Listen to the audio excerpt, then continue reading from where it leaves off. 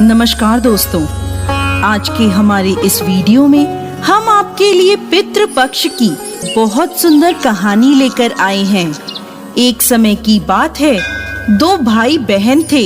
दोनों का विवाह हो चुका था और दोनों के दो दो बेटे थे।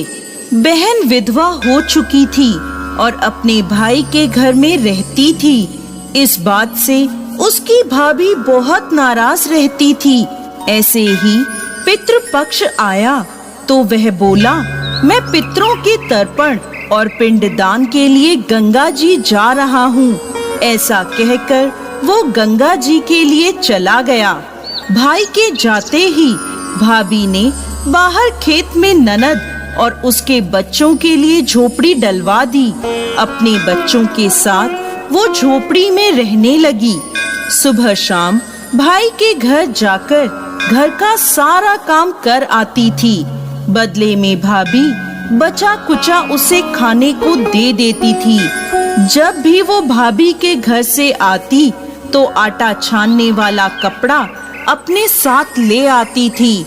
घर आकर उस आटे में सने कपड़े को पानी में घोलकर चूल्हे पर चढ़ाकर पकाकर बच्चों को देती और कहती, खीर है, खा लो। ऐसे ही समय बीतने लगा। एक बार भाभी ने उसे वो कपड़ा ले जाते देख लिया तो बोली, बाई जी, आटा छानने का कपड़ा कहाँ ले जा रही हो? इसे यहीं छोड़कर जाया करो। उसने वैसे ही किया। उस दिन भाभी ने उसे बचा कुचा भोजन भी नहीं दिया और बोली, कल आपकी माँ का श्राद्ध है, बिना बुलाए तो आना मत। हाँ, आंगन में लगा ये पीपल का पेड़ अगर अपनी जगह से हिले तो आ जाना। ये सुनकर वो बहुत दुखी हुई और रोती रोती अपने घर चली गई। घर पहुंची तो बच्चे बोले, माँ भूख लगी है, कुछ खाने को दो। वह बच्चों को बोली, बेटा आज हम सब का उपवास है, भूखे ही सो जाओ। अगले दिन बच्चे बोले, माँ मामी ने कहा था कि आज नानी का श्राद्ध है, तो चलो वहाँ चलते हैं। तो वह बोली, बेटा मामी ने कहा था कि आंगन का पीपल का पेड़ अगर अपनी जगह से हिले तो आ जाना। तुम बताओ, कभी पेड़ हिलता है? पत्ते हिलते हैं, टहनियाँ हिलती हैं, कभी पेड़ को हिलते देखा है? उसने बच्चों को समझाया कि बिना बुलाए नहीं जाना चाहिए। शाम हुई तो उसके भतीजे आए और बोले, बुआ माँ ने भोजन भेजा है। उसने देखा तो भोजन के नाम पर 2 सूखी रोटियों के ऊपर थोड़े से चावल रखे थे।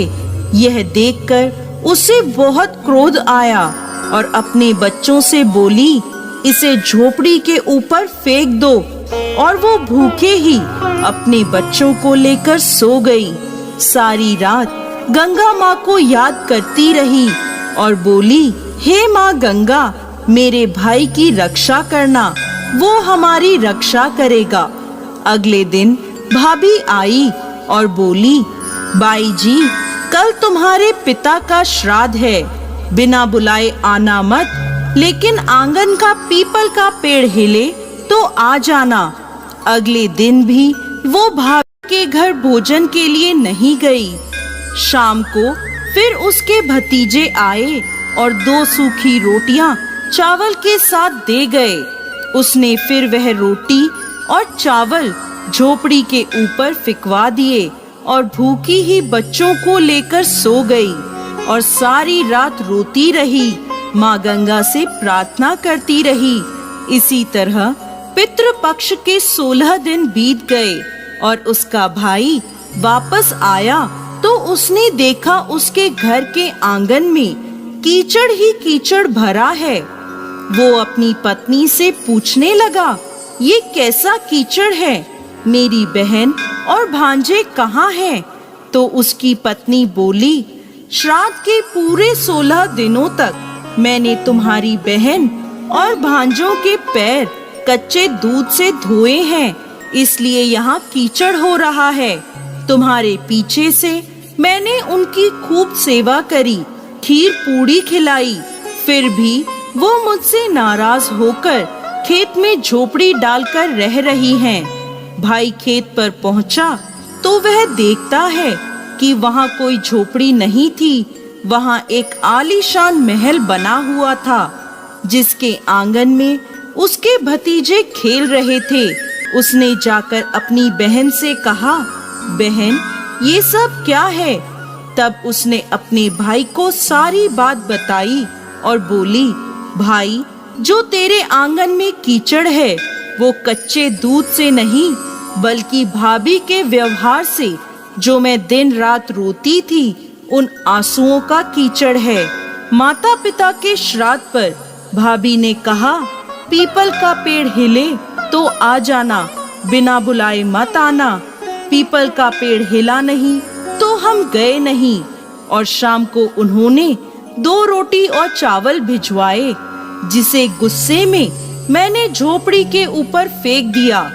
माता पिता के आशीर्वाद तेरे साथ और गंगा मैया की कृपा से ये सूखी रोटियां सोने में और चावल हीरे मोतियों में बदल गए, जिसके प्रभाव से ये सब हुआ है।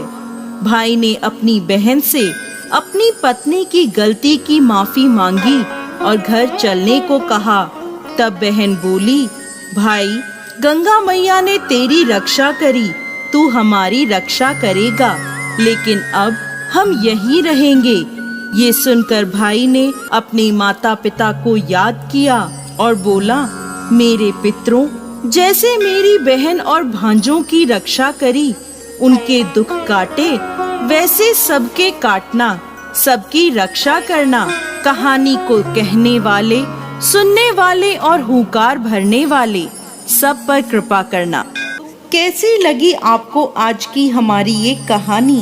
हमें कमेंट बॉक्स में लिखकर जरूर भेजें। साथ ही साथ आपके अपने इस चैनल को सब्सक्राइब करना ना भूलें।